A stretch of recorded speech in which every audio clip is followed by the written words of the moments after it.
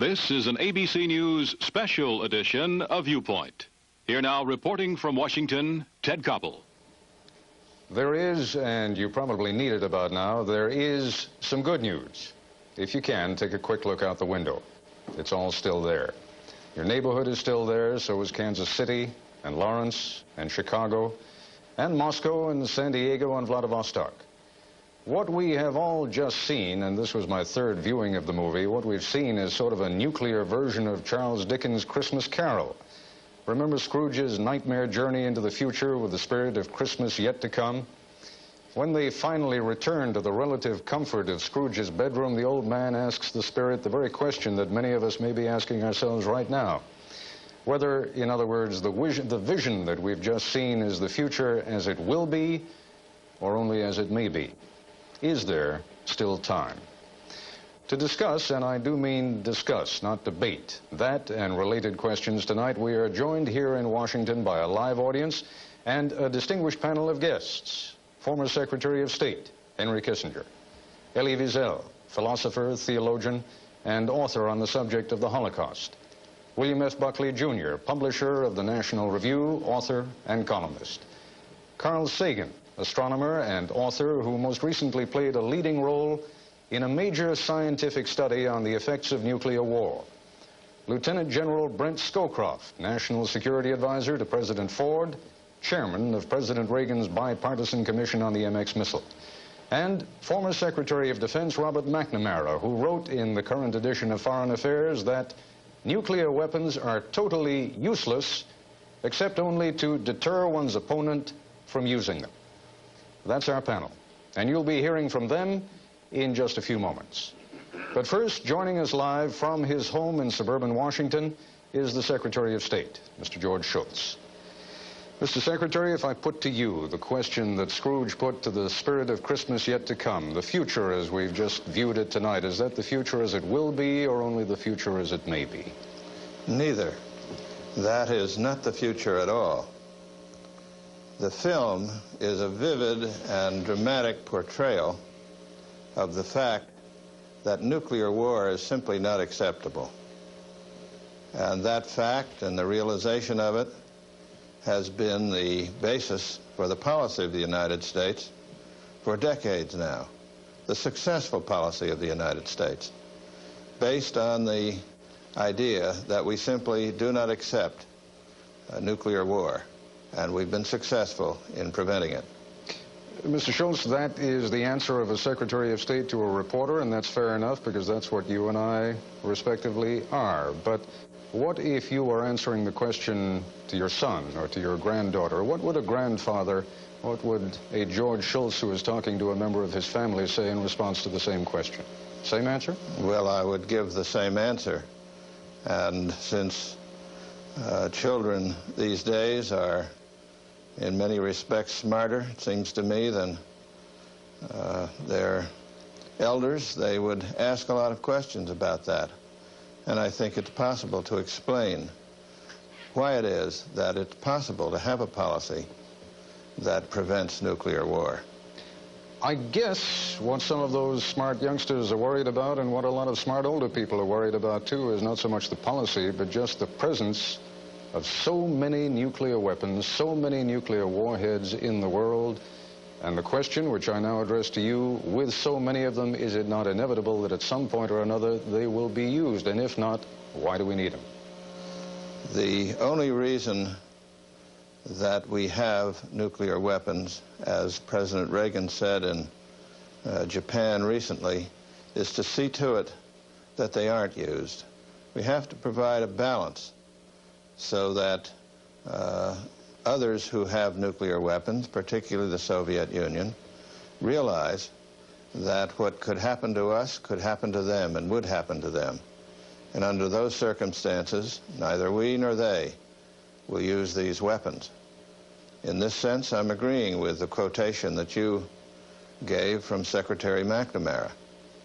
But I think we have to do a lot more, and do a lot more.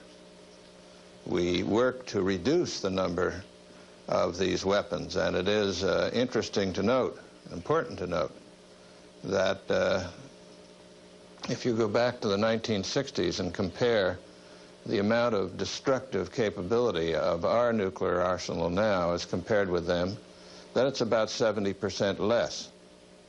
The point that I'm trying to make here is that in addition to having this policy of balance and deterrence, we have a policy of reduction. And in President Reagan's efforts to deal with this problem, reduction of nuclear weapons has been at the top of his list. Reduction all the way down to the point of zero. Mr. Secretary, I cannot doubt, nor do I, that that is the President's intention. Why has that policy been so difficult to achieve then? Because since your administration has come into office, there has not been any reduction on either side. Well, no, that's not correct. There have been some reductions as part of a general program to do so, and only last October it was announced that another 1,000 nuclear weapons or warheads would be taken out of Europe. So that process goes on. But it's also true that the negotiations that have been going on with the Soviet Union, while they haven't produced a result as yet, have focused on reduction. And many people said when the President proposed reductions that he shouldn't do that because the Soviets wouldn't agree to it. They haven't agreed, but they have come to the table to talk about the subject. Mr. Secretary, let me focus for a couple of minutes at least before we go to our panel here on the movie, which became, in a sense, much more than a movie. It's become a national event, and your presence here this evening is, I think, some testimony to that. Is the movie going to be useful? Well, the movie certainly dramatizes the unacceptability of nuclear warfare. And from my standpoint, it says to those who have criticized the President for seeking reductions that really that's the sensible course to take. And what we should be doing is rallying around and supporting, as I think people, by and large, more and more are, the idea that we should be trying to reduce the numbers of these weapons. Of course, to do so means that we have to persuade the Soviet Union to come down along with us. And hopefully, what we would shoot for, as the President again said in Tokyo, his dream is to reduce down to zero. There does seem to be a certain amount of business as usual, though, Mr. Secretary, in the most lamentable way, by which I mean the Soviets are pointing the finger at us, and we are pointing the finger at them, and somehow the moral imperative of arms reduction is going nowhere. Why? It is a subject that we are working on constantly. We have made some very good and interesting proposals. I think that the point for us is to stay there and keep talking. And the moral imperative that we feel, I'm sure is felt by others throughout the world, no doubt including people in the Soviet Union. And so if we are persistent and the propositions we put are reasonable as they are, we will eventually get somewhere. Let me bring it back to the family level for a moment. Those mothers and fathers out there who I suspect want a great many answers themselves and would like to be able to give answers to their own children. Is there anything that American citizens can do? Is there anything that you would like them to do? And maybe those are two separate questions. Well, I think that clearly this question has been and is and it will continue to be a matter of great importance. And it seems to me the effort to reduce the numbers of these weapons around in the world, here and elsewhere, particularly the Soviet Union, is the right thing to do. And so the more widespread the support is for that and the greater the understanding there is for that, the more chances we have for success. I'm not sure. I think it is a subject that everyone should be paying attention to and registering in on, and that will be helpful. Well, forgive me, I wasn't asking about paying attention, but whether people can do anything. I mean, other than what I suppose I would have expected you to say, and that is support the President's policy. Is there anything else that people can do? Well, it isn't simply the President's policy. The proposals that have been put forth in both of the Geneva negotiations are widely supported the one that deals with so-called intermediate range weapons, is based on proposals developed with our allies in Europe and are closely coordinated with members of Congress so that they know what's going on. The same thing can be said for the other discussions that are taking place. In fact, I think it's a fair statement that members of Congress contributed a great deal to the so-called build-down proposal. That's the most recent proposal put forward at Geneva by our negotiator, General Rowney. Secretary Shultz, thank you very much for joining us this evening. And so we move now to our panel. And let me begin with you, Mr. Buckley. You have been quite eloquent in your denunciation of the movie that we saw this evening. As usual. Now that you have seen it, do you feel encouraged to become even more vociferous in your denunciation, or have you found some merit in it? Well, I think unhappily the Secretary of State misses the point. The whole point of this movie is to launch an enterprise that seeks to debilitate the United States. May I ask you just to move in a little closer to your microphone? It seeks to debilitate the United States. This is terribly plain. The guy who wrote it says, I would like to see people starting to question the value of defending this country with a nuclear arsenal. That is his motive, and people who have seen the film, who have sought to debilitate American defenses, have gathered around it. It's become a cause militant. It has a totemic significance, and I'm delighted to hear the Secretary of State say such calm and lucid and cogent things, but that's unrelated to the effort of this film. You think that there is a deliberate political effort behind this film, or are you prepared to concede that if indeed there is one, it may be accidental? Well, it's certainly deliberate on the part of the writer. He says that was his motives. Now, if you say, was it deliberate on the part of the shareholders of ABC, I don't think they were consulted. But there's no question that people who seek to write tendentious copy because they seek to forward a particular point of view. I certainly do. All right, let me raise the question, Carl Sagan. You see any merit in this movie, or is the movie simply an exercise in emotionalism which may cause despair rather than do anything useful? I think in this country we've been sleepwalking during the last 38 years and passed this problem without really coming to grips with how dire and compelling it is. And I think ABC should be congratulated for spurring what I hope will be a year-long debate on this issue. But it's my unhappy duty to point out that the reality is much worse than what has been portrayed in this movie, and this new emerging reality has significant policy implications.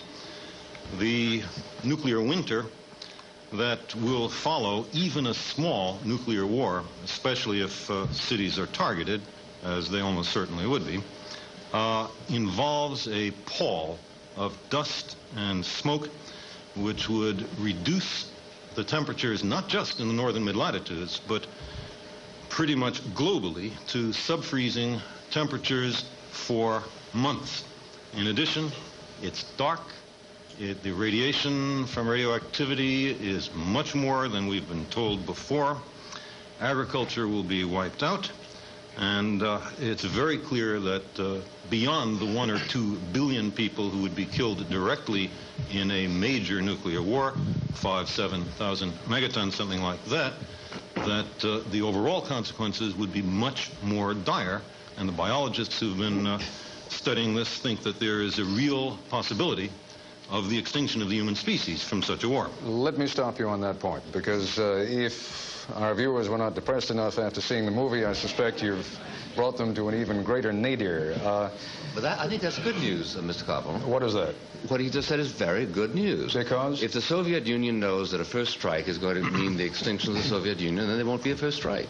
I agree with that. I'm amazed to find myself agreeing with Mr. Buckley, but that is absolutely right. Well, in that case, let me capitalize on that brief moment of agreement, because I suspect there won't be very many more. Dr. Kissinger, let me turn to you and ask you then, if indeed one accepts either Dr. Sagan's version or the version that we saw here, we are in either case talking about damage and loss of life unparalleled in human history. How is it possible, under any circumstances, to conceive of the use of nuclear weapons?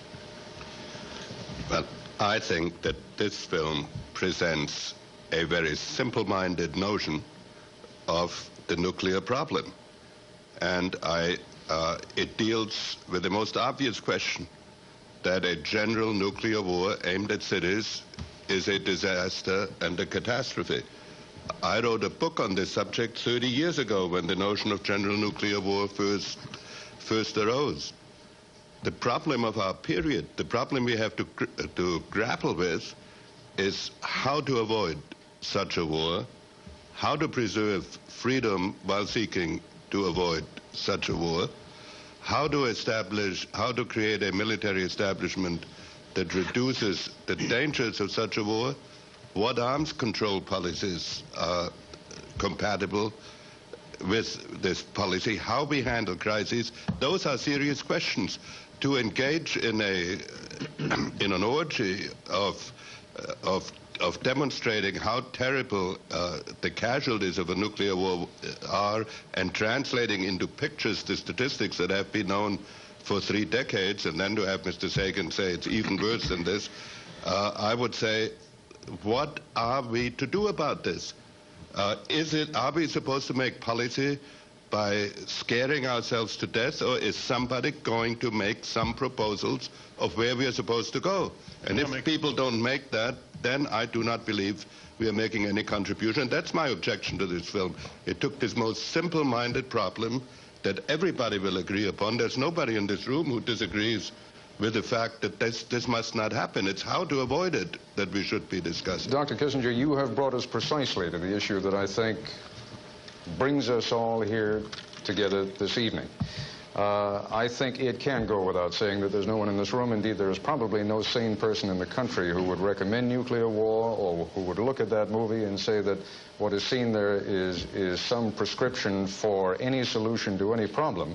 We are here to try to answer the question of what, if anything, can be done.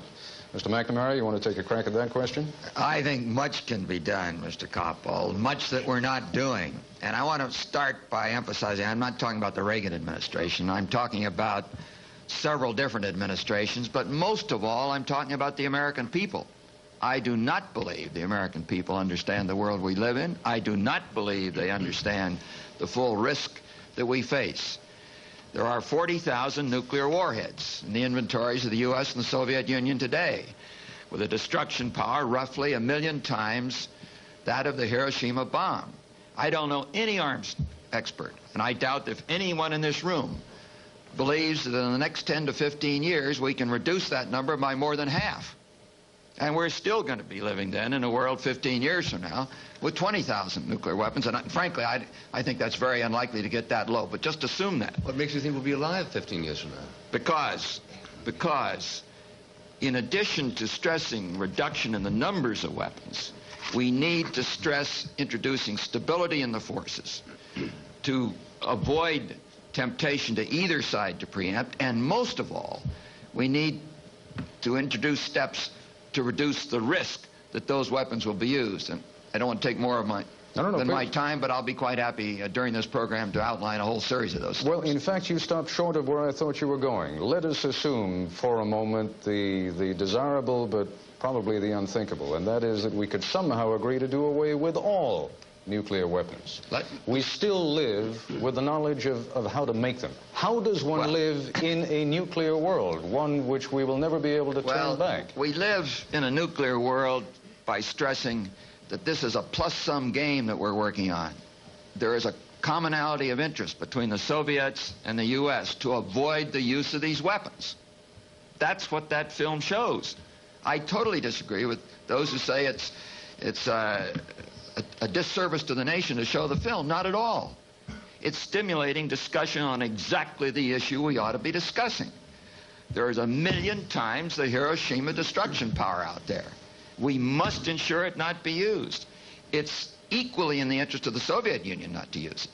And therefore, there is a basis for coming to agreement. It's going to be very, very difficult. And while we're working on reducing the numbers, which the arms negotiations now in Geneva are pointed to. We should pick up an idea that Henry Kissinger put forward. I put it forward, others have put it forward. It's not enough to reduce numbers. We must increase stability. As long as we have more warheads than they have launchers, they fear we may use those warheads to destroy their launchers and destroy their society. We must begin to introduce stability. Henry has suggested, I've suggested that we move to reducing the ratio of warheads to launchers. This sounds technical. It's not. It simply means increasing the safety of both societies. If we both move that way, we're both better off. There are 15 different actions I could suggest to you, which, if taken today, some unilateral, by the way, we must be more daring, we must be more imaginative as a society, not just as a government, as a society, to reduce this risk. And we must negotiate, we must drag the Soviets into negotiating. Let me pick up a point that was made here a few moments ago and address it to you, General Scowcroft. I believe it was you, Mr. Buckley, who found optimism in Mr. Sagan's pessimism. If indeed we live in a world in which a nuclear exchange of, what, 100 megatons or more, Carl? Is that what we're talking about? If we live in a world in which an exchange of 100 megatons or more means, whether literally or almost literally, the extinction of the human race, have we not reached a point at which any kind of nuclear exchange is unthinkable because of what it may portend? It may be unthinkable, but deterrence is a very ambiguous notion. It cannot be demonstrated unless it fails, in which case you knew it was not there. Otherwise, it cannot be demonstrated. We have probably very different ideas about deterrence than does the Soviet Union. I think we tend to think that nuclear weapons have done away with war as an instrument of national policy, that it is insane, that the mere existence of nuclear weapons mean that nuclear war cannot happen, as you suggest. Well, forgive me, there are something like 42, 43, or maybe 44 wars going on in the world right now, so clearly it hasn't done away with war. Are you talking about nuclear war? I'm talking about a U.S.-Soviet nuclear exchange, like the movie. The Soviet Union, however, both as a result of its history of repeated invasion and the extent to which ideology still motivates its belief that it is surrounded by hostile states, probably wants nuclear war no more than does the United States, but I think realistically anticipates that it could happen. And if it could happen, then they must do their best to prepare for it. And I think it is that is the central issue of deterrence, and that is we must have a military posture which the Soviets, whatever they think about deterrence, whatever they think about the nature of nuclear weapons, can never imagine that resort to them makes sense. I'm not sure that's clear at this point. Well, when you talk about preparation for it, I assume you mean, among other things, their evacuation procedures, their civil defense program, and things like that. If I understand Carl Sagan and his colleagues, and these seem to be in total agreement with Soviet scientists, all of that is so academic as to be totally pointless. If indeed we're going to have a world in which life itself is essentially extinguished, what difference does it make whether it's extinguished 6 feet underground or extinguished on the surface? Because I don't think fundamentally we're talking about deliberate decision to launch nuclear war.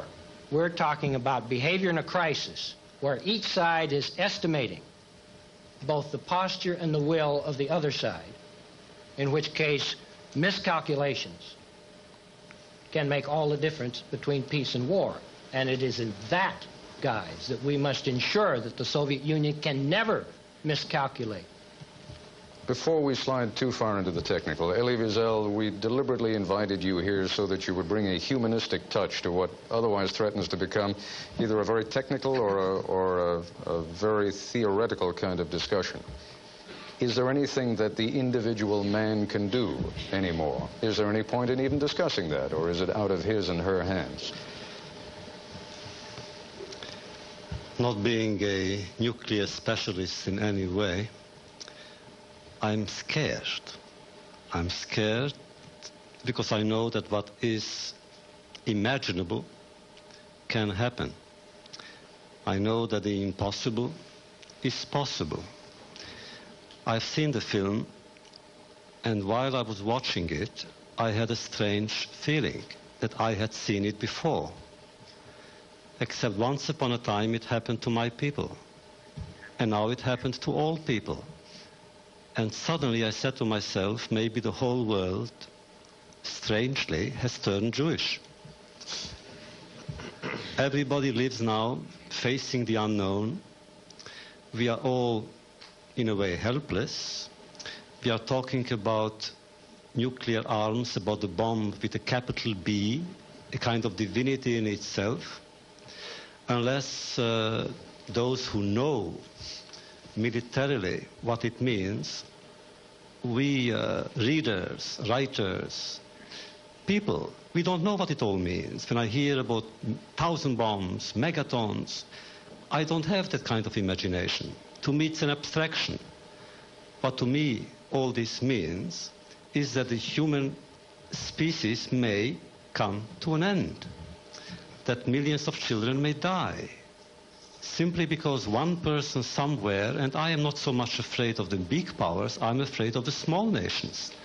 If not now, maybe 10 years from now, or 20 or 50, a Khomeini will get hold of nuclear weapons. He won't hesitate. He will not have a discussion such as the one as we have here. And it's fear. Elie Wiesel, you know better than most that during the 1930s in Europe, especially in England, there were discussions not dissimilar from this discussion in which people with the best of motives spoke about pacifism, the need not to go to war, the horror of war, and some historians feel, indeed I would suggest most historians feel, that it was that very sense that brought about precisely what everyone was trying to avoid. I think what Dr. Kissinger was talking about before is precisely that, the danger that in being human about what we've just seen, we may become not only impractical but unwise. Would you like to respond to that notion? No, I agree with you, and I agree with Dr. Kissinger on that. It's true that pacifism in the absolute sense would be dangerous. We cannot yield our world to dictatorship. We cannot yield our Western society, our democracy, to a totalitarian regime that would have alone, exclusively, a nuclear superiority. It would be foolish. On the other hand, I also know that if we have thousands and more thousands and more thousands of weapons, one day they will explode. Hence my ambivalence, meaning hence my fear. I do not see realistically a way out. I don't know what could be done. Dr. Kissinger, you've been writing about, dealing with this notion, as you pointed out a few moments ago, for some 30 years. Why do we need all these weapons, which, as Churchill once pointed out, are sufficient now only to make the rubble bounce? From the point of view of strategic doctrine, or of military strategy, I have been writing for 30 years that these are weapons in search of a doctrine. So I do not want to defend any particular level of forces. The fact, however, is, as Bob McNamara pointed out, we have 40,000 now. If we cut them in half in 10 years, it would be a miraculous achievement.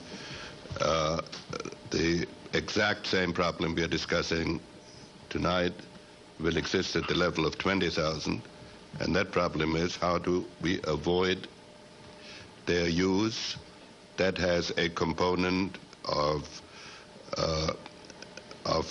relationship among the superpowers and among the nuclear powers.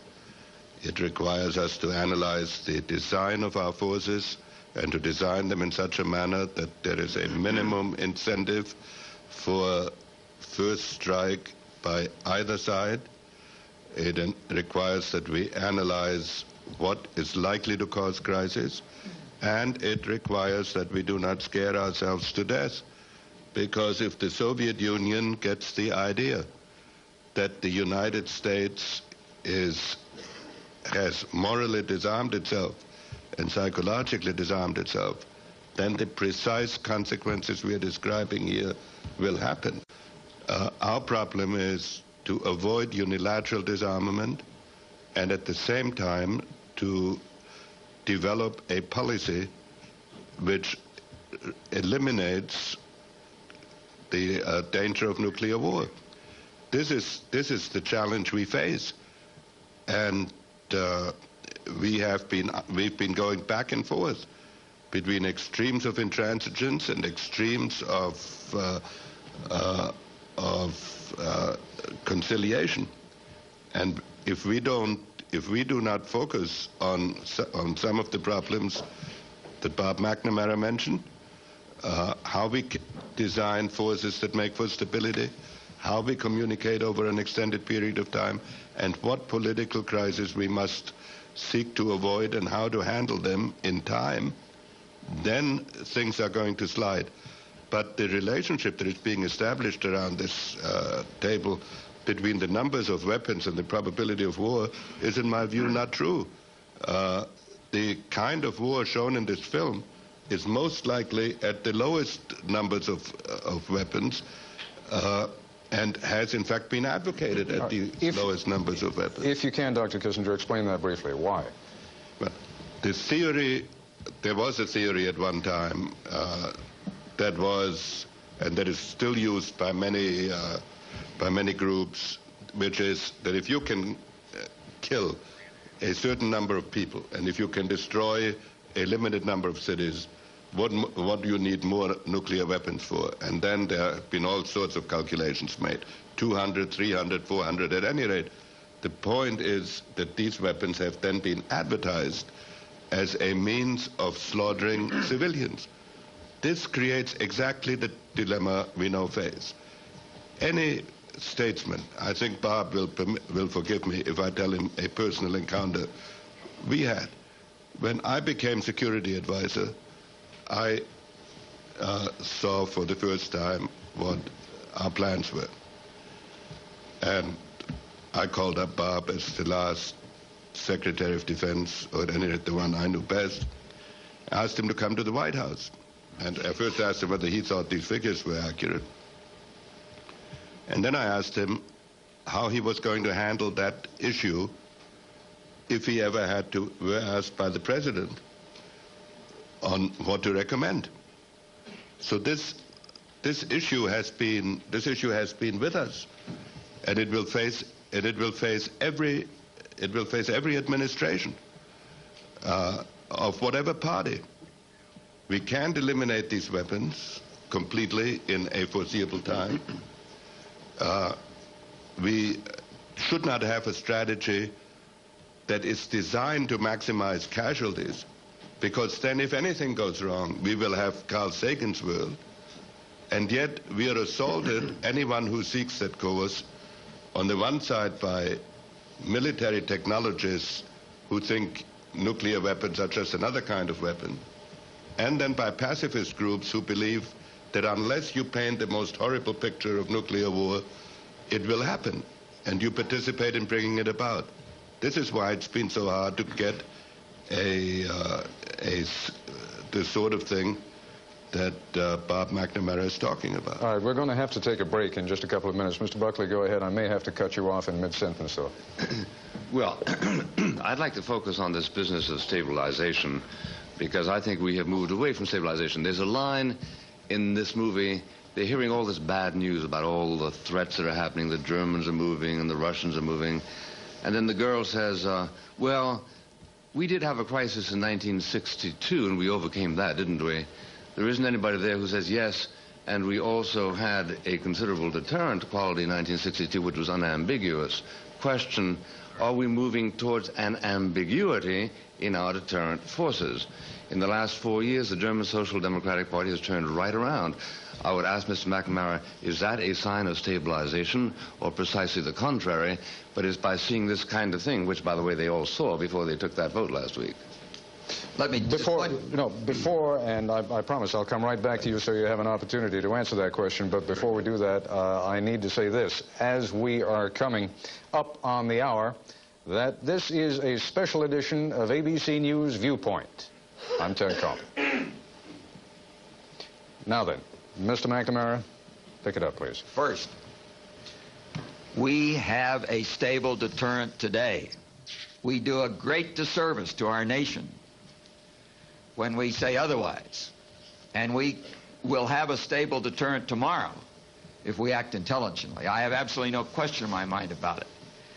But I want to go back to the two conditions that we are facing, and they're not going to change. I was in Berlin today. I had lunch in Berlin. I was at the wall today. We didn't build the wall. The wall was built 22 years ago by the Soviets to hold their people in. They retain it today for exactly the same reason. I'm not arguing whether it's wise or unwise for them to do it. It's a symbol of the tension that exists. Events, possibly beyond their control or ours, may cause these miscalculations that were discussed a moment ago. That's one set of facts.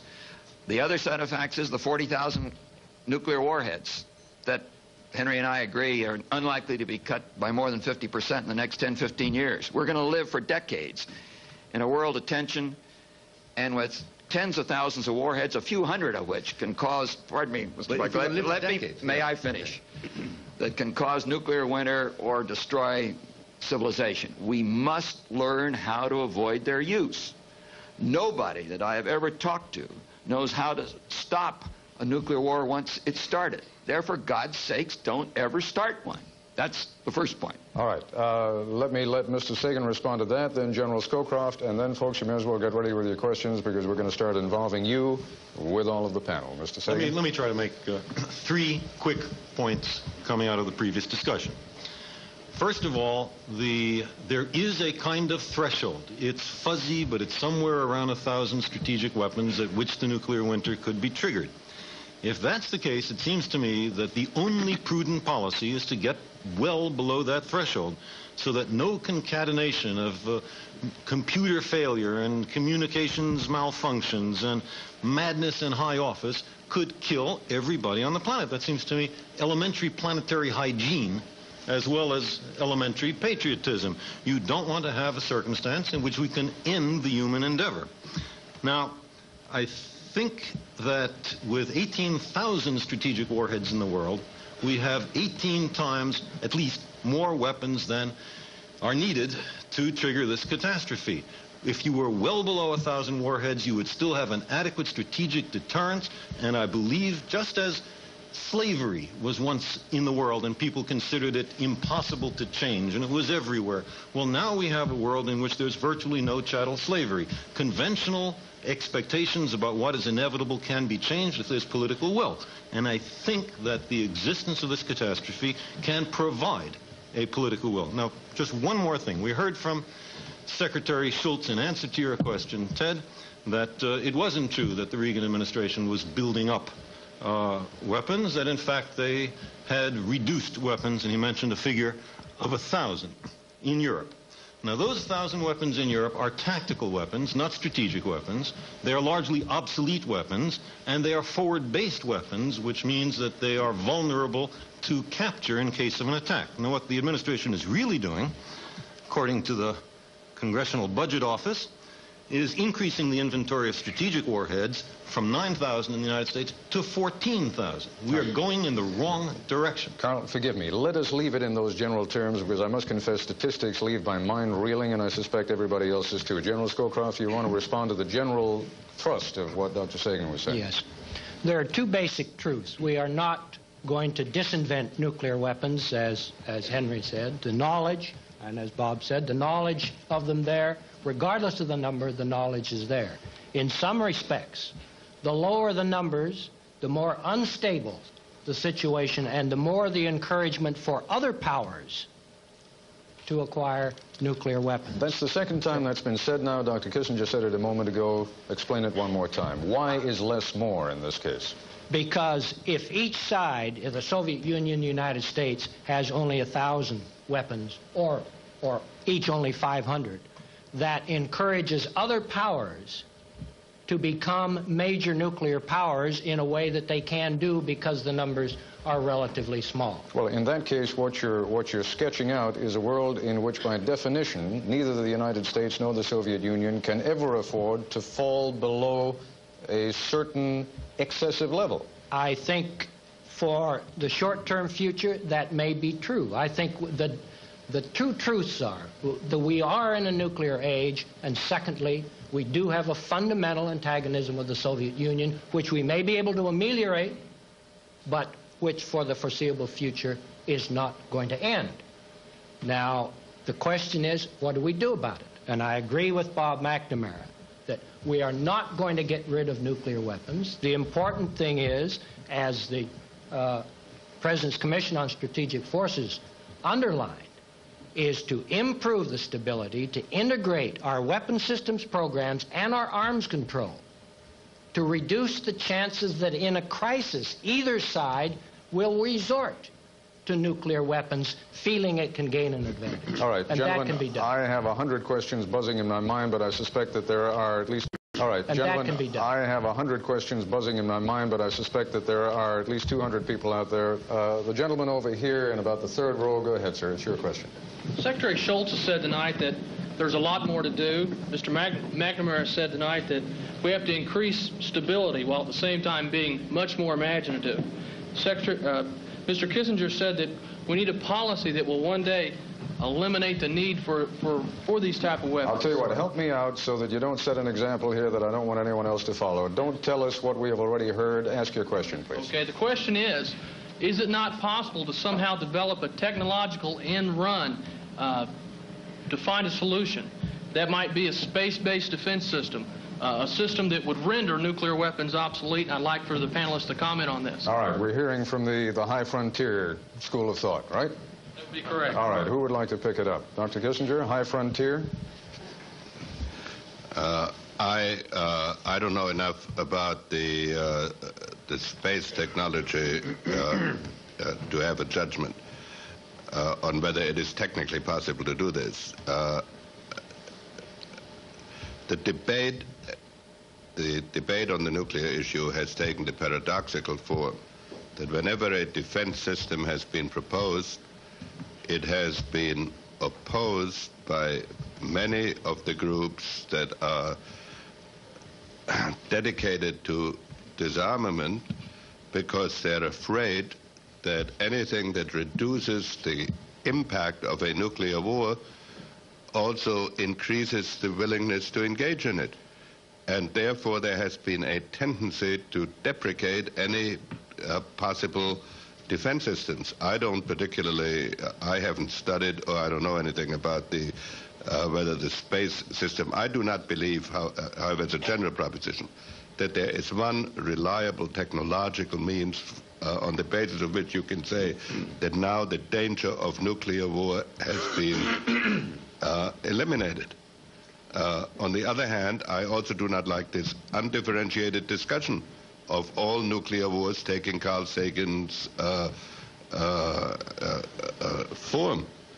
And what are you saying with that last point? Are you suggesting what I'm saying with this point is I believe, if it is true that we live in a world in which we are doomed to have nuclear weapons, and if it is true that someday there could be an accident, then it is also true that together with all the measures that have been discussed, we have a moral and political obligation to think of procedures, strategies, and methods to keep the war from mindlessly escalating into the sort of thing that we have seen on television here, and not to talk ourselves into the frame of mind that the first time a nuclear weapon is used, it must end with the destruction of hundreds of millions of people and a nuclear winter.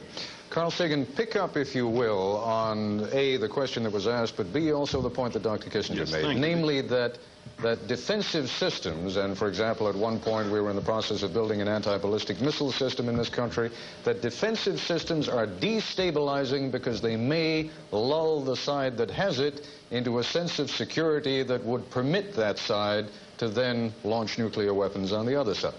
Well, on the space-based systems, for them to have any adequacy to stop a significant strike, they have to have a technology which does not exist today, which the best experts in the field say cannot exist.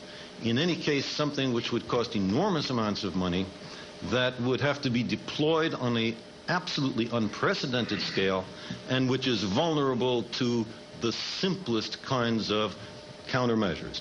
So my sense is that the ballistic missile defense system is being talked about, and there are a variety of them, and obviously we don't want to get into the details, is dangerous. A, because it lulls us into thinking that we can get away from this problem without the kinds of confidence building and stabilizations that Dr. Kissinger and Secretary McNamara have talked about. All right, let's go to questions. The lady in about the fifth row back. Yes, ma'am. Go ahead. What are we to do 20 to 25 years from now when the superpowers no longer have the decision-making power about whether nuclear war will or will not occur?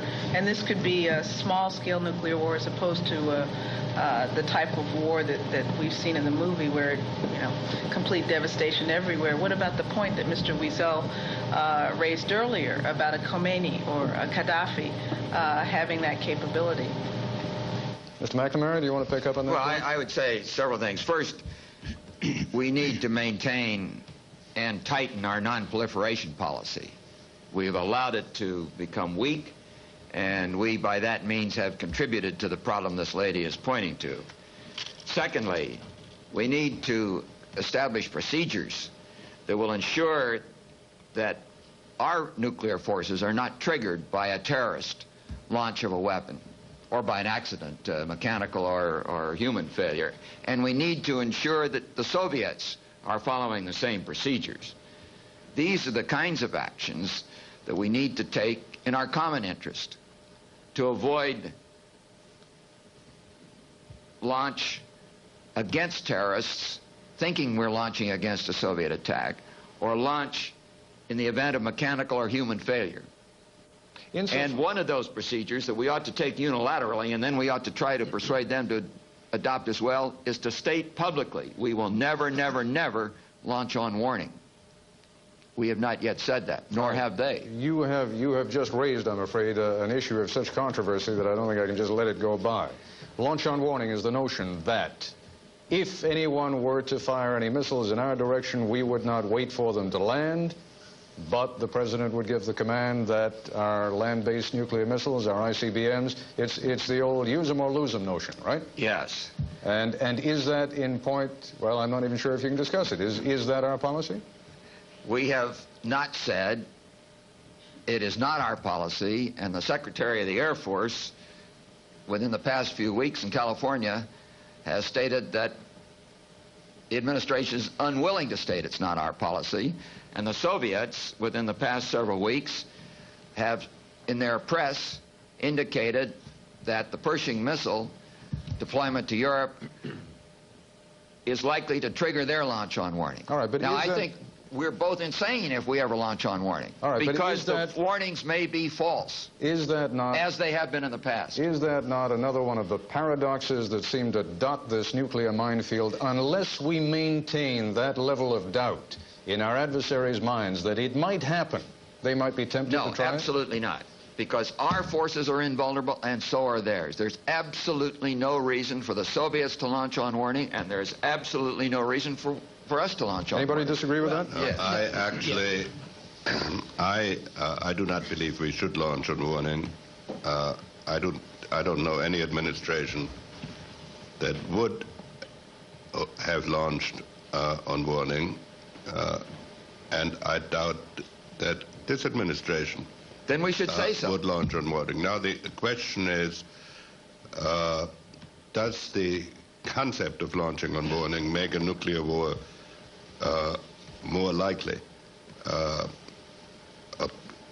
The argument for not saying what we are doing and will be doing is that if you assert it, it makes the calculations of a potential attacker somewhat simpler, because he can then determine exactly what is going, or at least he can try to turn it into a mathematical problem. If you don't say it, there is an element of doubt. But I want to make clear, I think neither side can possibly gear its procedures to launch on warning.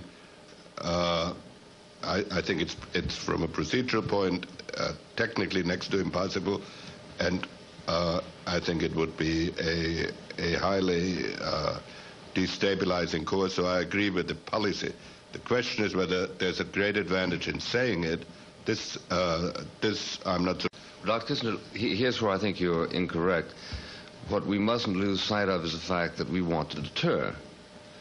Now, President Carter came out and recommended a mobile missile, the idea being to shield us from that window of vulnerability of our fixed silos, which can be wiped out, giving the enemy a leverage over us by threatening to take out our cities. Now, Congress turned that down. In turning that down, we then headed towards MX. But the point is, we have got to head in such a direction as to guarantee our survival of a first strike. And if launch on warning is what we are reduced to as a result of our failure to allow a proliferation of small weapons, then indeed that's certainly better if indeed it succeeds in deterring. Gentlemen, there's an awful lot that every one of these questions and all of your answers provokes, but as you can see, we have a great many questions. The gentleman in about the fifth row back. Yes, sir, go ahead. You. Oh, there you go. As an educator, I find that young people are increasingly aware of the threat of nuclear war and are very cynical and despairing about their future. My question to any of the panelists is, how do you think this next generation should be educated about these issues so that they can engage in planning for their own future with a sense of hope? Elie Wiesel, why don't you pick up on that? The key word is education, and I happen to believe that that is the only way for us to save mankind, is through education. It's not weapons. We are talking here about changing weapons, improving weapons. Why not improve human nature, if it is possible at all, to speak about it? I'm in touch with young students. My students are scared when they talk about the nuclear issue.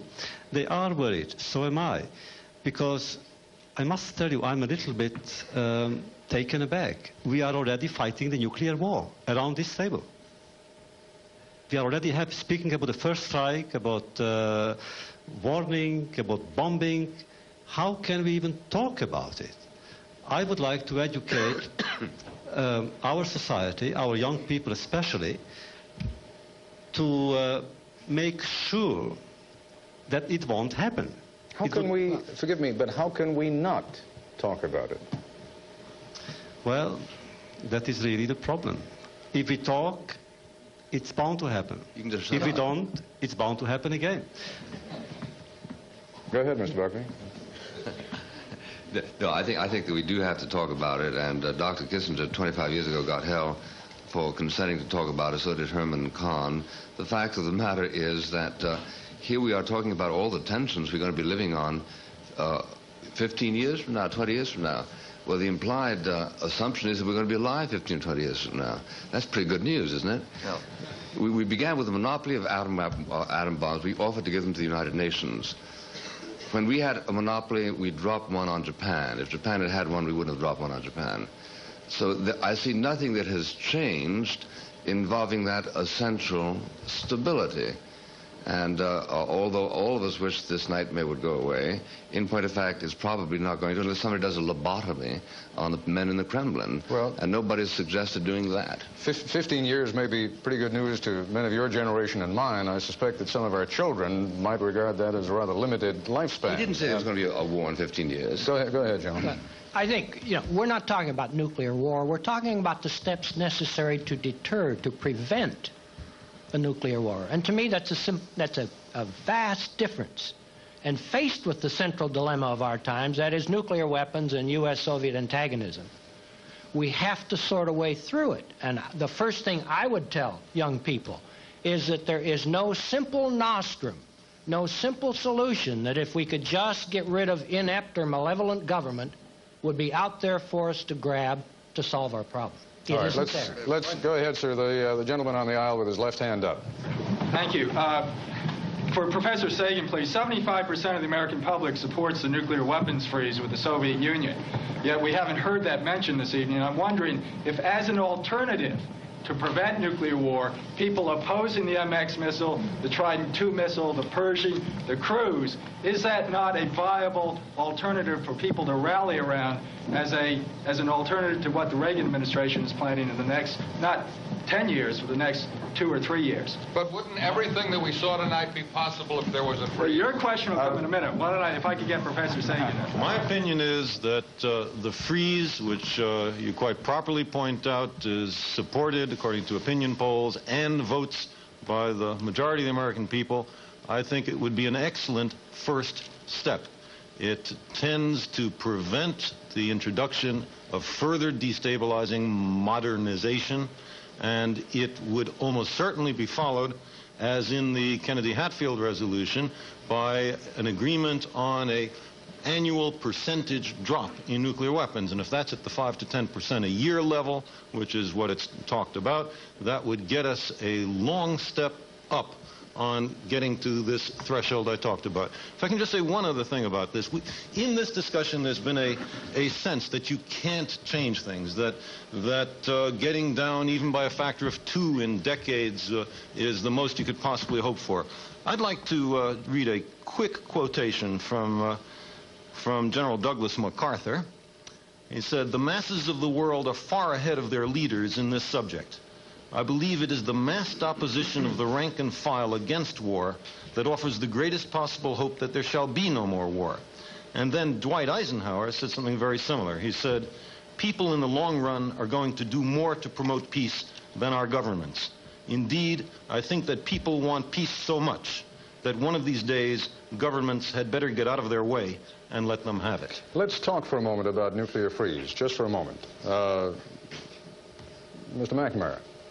The question I want to raise is there is implied in every discussion of nuclear freeze the suggestion that it could happen, if not overnight, then certainly within a very short period of time. Do you accept that? Well, I think a freeze could happen quickly, but I don't believe it gets at the heart of the problem we're talking about. It isn't a freeze we need. It's a substantial reduction. It's an increase in stability. It's a reduction in the risk of use. And the freeze fails to address those issues. The freeze movement has played, from my point of view, a very positive role in our society. It has drawn the attention of political leaders, religious leaders, and other leaders of our country to this problem. And that's been very positive. But it does not go nearly far enough in dealing with the problem we're talking about. Dr. Kissinger, some thoughts on the freeze? I think that the freeze will prevent many of the measures that we've been talking about. It would prevent, for example, going from the MIRV missile to the single warhead missile. It might prevent the changes in several other changes in the direction of stability. I was involved in fact, I conducted the negotiations for SALT I, which were a freeze of certain categories of weapons, and it leads you into an endless debate of what is modernization and what is a new weapon, what is a modernization of an old weapon. So the freeze by itself is, in my view, not a solution to the problem. The problem is the solution in the military field is to develop military doctrines that conduce to stability. And there's a second point that has not been mentioned this evening at all. We are talking as if nuclear weapons cause wars. What will cause wars is political tensions and crises and uncontrolled ambitions. And unless one is willing to face that fact, and unless one is willing to do something about it, if tensions multiply in the world, sooner or later there'll be a war, not necessarily a nuclear war. And any war increases the danger in which we are involved, and maybe the Soviets are involved, increases the danger of nuclear war. And there has to be a linkage, unfashionable as this word is, between the military strategies of the countries and their political conduct. And if that cannot be established, then sooner or later it is going to be the political instability that is going to drive us into war, not the weapons by themselves. All right, let's see if we can get to the gentleman way in the back there with your left hand up. Go ahead. I'm not necessarily afraid of the man in the White House or us here, and building on what Mr. Kissinger said. How do we convey, how do we get to the men in the Kremlin to say we want to do something? What can we do about them? General Scowcroft? I think the men in the Kremlin respond to strength. And by and large, they take gestures of goodwill designed by us to indicate we bear them no ill will as signs of weakness, rather than in the sense in which they are presented. I think it is possible to negotiate with the Soviet Union. It is not possible to negotiate them out of something they think they can get for free. And I think that is the central reason why we have to continue a vigorous arms program to convince the Soviets that there is no easy way for them to gain or to maintain an advantage over the United States. If they realize that, I think it is possible to negotiate serious arms control negotiations with them. I mentioned before, the whole discussion of nuclear issues is filled with paradoxes. Put your fine philosopher's mind to the last paradox that we just heard. You cannot indicate goodwill by showing weakness. You have to show strength, and then you can show the goodwill, and then there will be a response. But it's always a building upon a building upon a building. Well, I am not against paradoxes, as you know, but then I am not a political scientist, which is my privilege. But on the other hand, I am optimistic with regard to Russia in a strange way. Not because of the strength that you invoke, but because of the people in Russia. I have the feeling that what is happening here in the Western society, meaning there is an increasing awareness about the nuclear menace, I think it is happening, it is beginning to happen in the Russian society as well. The human rights movement in Russia, headed by Sakharov, who is a great hero and a great man, the human rights movement is an anti-nuclear movement in Russia. It may take a few years, but the young people in Russia, I'm convinced of that, will join, in a way, will join hands with us. We have seen it, for instance, in the case of Soviet Jewry, that the young people in the thousands, and I have seen them myself, in the thousands, in the early 60s already, came out and they dared to defy the Soviet regime openly. I'm convinced that sooner or later they will move, Jews and non-Jews, and all the dissidents in Russia will move into the anti-nuclear field, meaning they will try to persuade their leaders, with all the risks involved, that it is impossible to think about a nuclear war.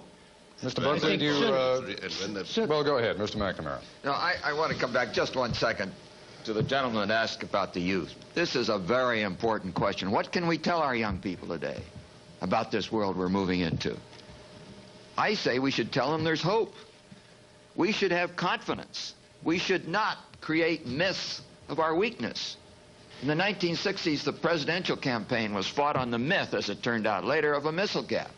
Recently, we've had the myth, and it is a myth, of a window of vulnerability, and it was General Scowcroft's commission that tore aside that myth and destroyed it.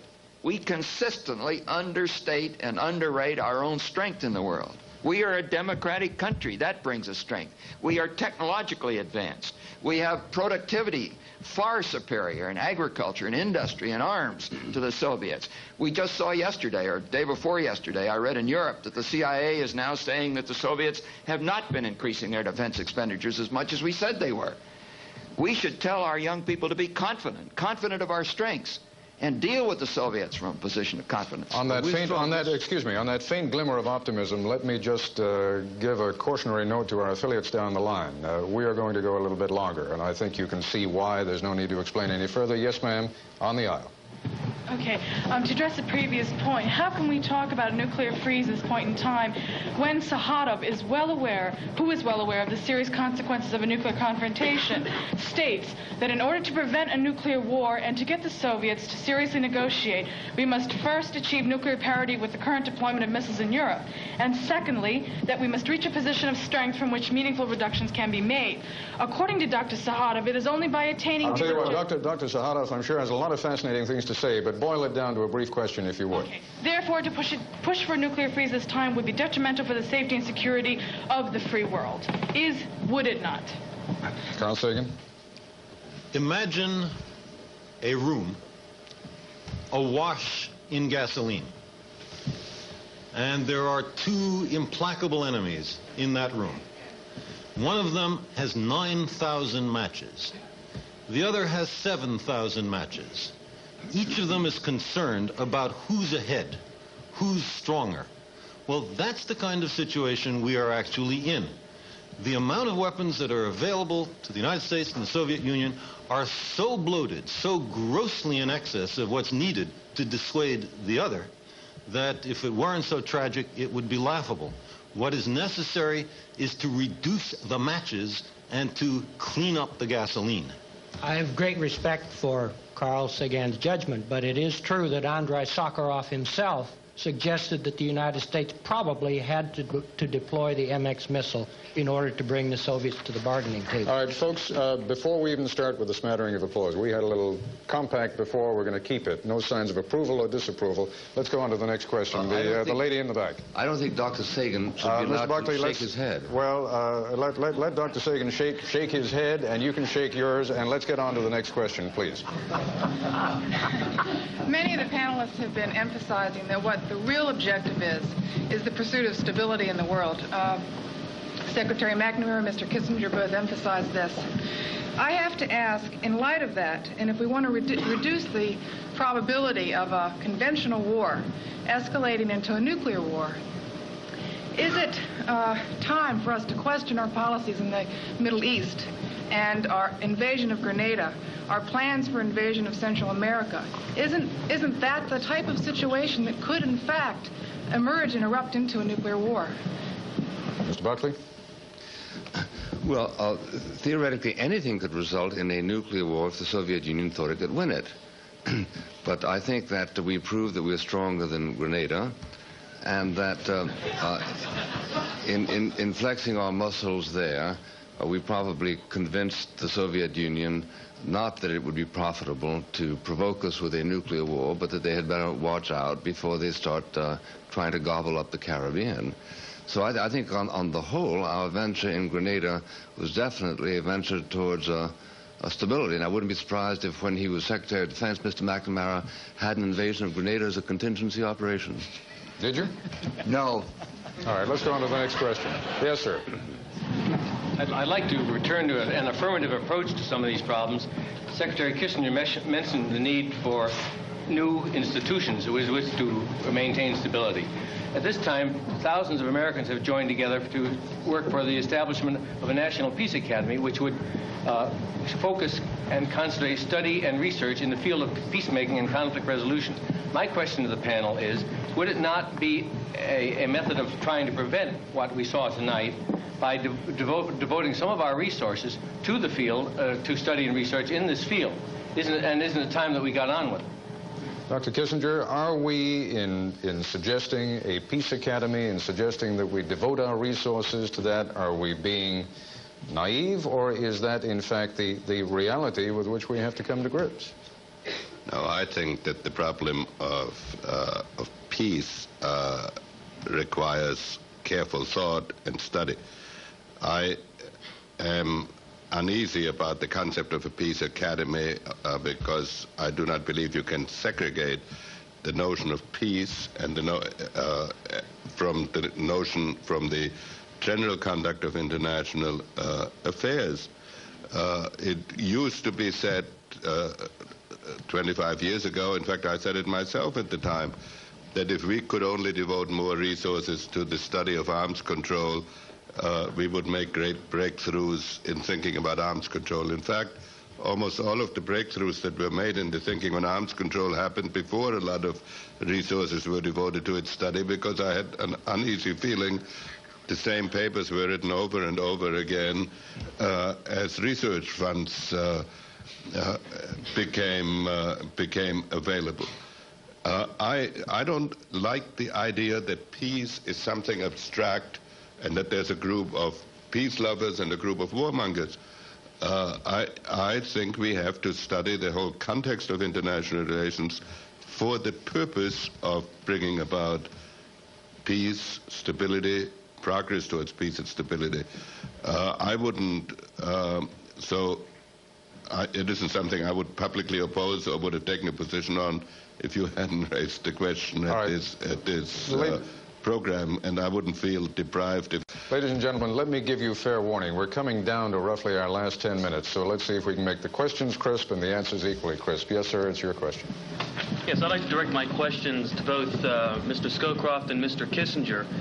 If, in fact, what we're trying to do now is move away from single warhead, move away from MIRVed ICBMs towards single warhead ICBMs, why are we then moving forward with the 10-warhead MIRVed MX missile?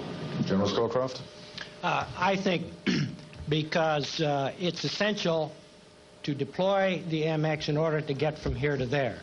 The single warhead missile is a long ways away. The Soviets at the present time have an advantage in land-based ICBMs. You can argue about the significance of that, but in fact it does exist. There's no reason they should give up that advantage without some incentive to do so.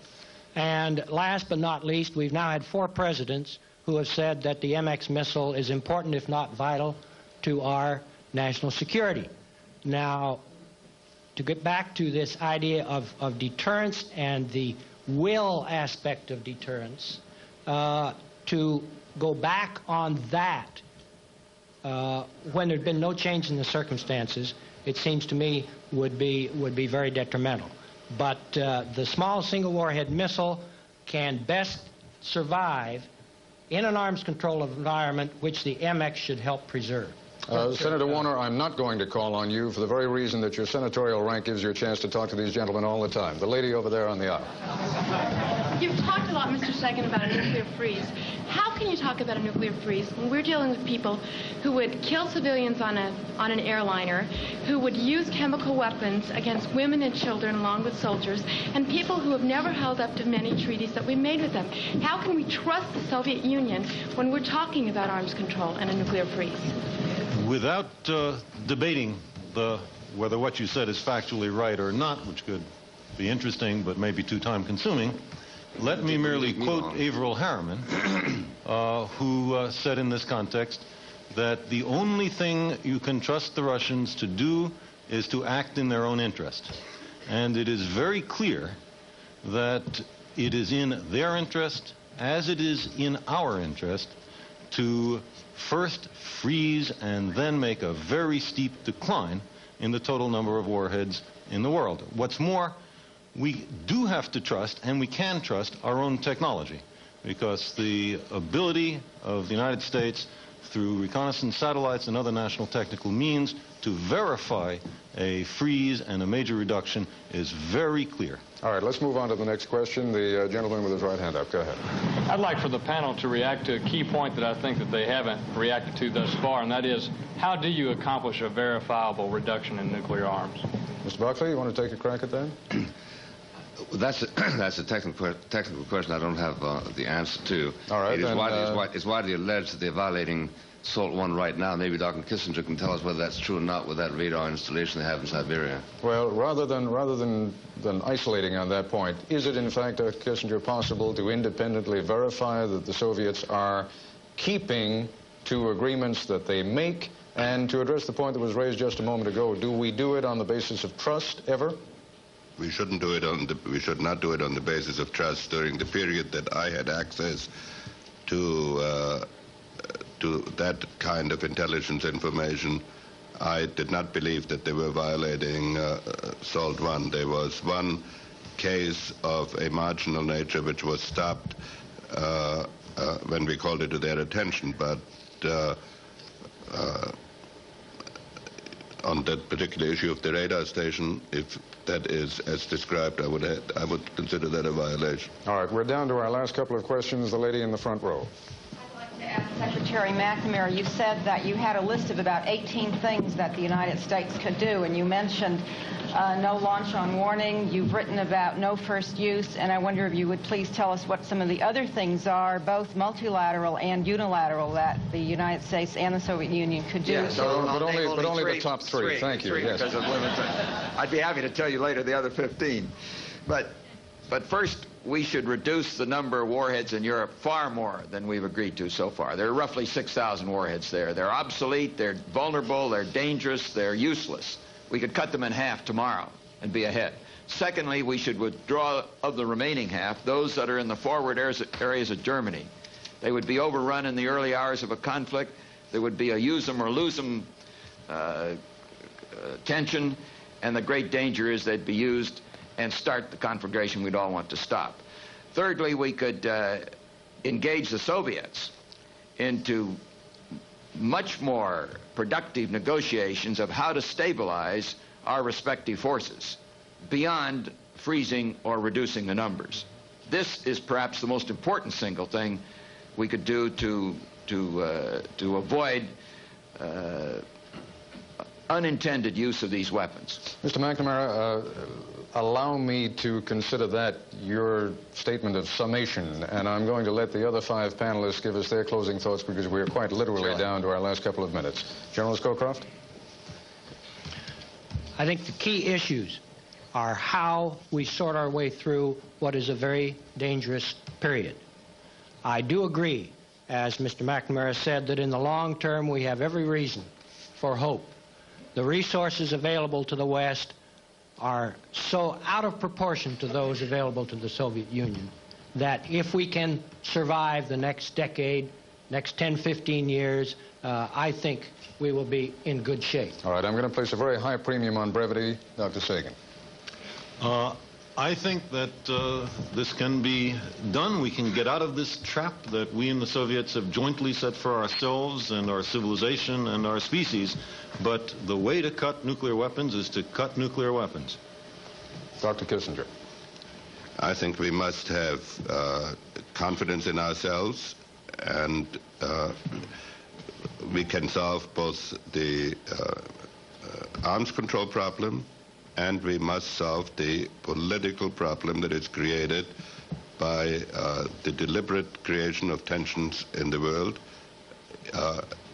In that case, if we do not unilaterally disarm ourselves psychologically, I believe that at the end of a 10 to 15 year period, the changes in the Soviet system that Elie Wiesel has talked about are likely to occur. Elie Wiesel? I'm afraid of madness. I'm afraid that madness is possible in history. We have seen it, that occasionally madness erupts in history. And the only way, I believe, to prevent that madness would be to remember. If we remember that things are possible, then I believe memory can become a shield. Mr. Buckley. We saw tonight a hypothetical catastrophe. There is an ongoing catastrophe that is not hypothetical. That's life in the Soviet Union under Gulag. I very much regret the kind of drunk thought that is encouraged by ventures of reductionism of the kind that movie suggested. There is not that in the conversation here tonight, for which I think we are all grateful, but we have only to remember this.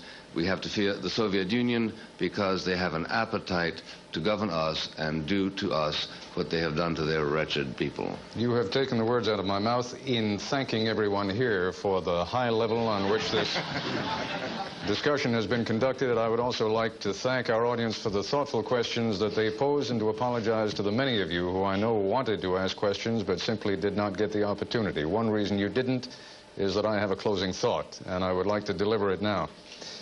It is a paradox that the most emotional issue of our time, possibly the most emotional issue of all time, namely the potential annihilation of the human race, needs more than anything to be considered calmly and without emotion. In that respect, tonight's presentation of The Day After may have been less than useful. It is difficult to be calm in the face of Armageddon.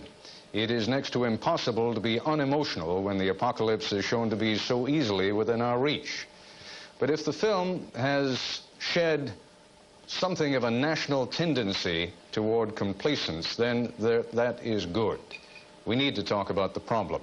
We need to examine, not only as a nation, but as members of an endangered species, means toward a solution. We cannot succeed in that goal if we are rigid and doctrinaire in our approach to those with whom we disagree. What is at stake this time is much more than simply winning an argument. This coming week, Tuesday through Friday on Nightline, we will present The Crisis Game. 10 high-ranking officials who served former administrations in the military, intelligence, and in diplomacy will show you how the decision-making process at the highest level of government works, or sometimes does not work, during a time of great international crisis. Among those taking part, former Senator and Secretary of State Edmund Muskie, who will play the role of President. Former Secretary of Defense and advisor to Presidents Truman and Johnson, Clark Clifford, who will play the role of Secretary of State. And playing the role he also played in government, former Secretary of Defense James Schlesinger. The Crisis Game will be on Nightline this coming week, Tuesday through Friday, 11:30 p.m., 10:30 Central Time. That concludes this edition of Viewpoint. Again, my thanks to everyone here. I'm Ted Koppel in Washington. Good night. From Washington, this has been an ABC News special edition of Viewpoint.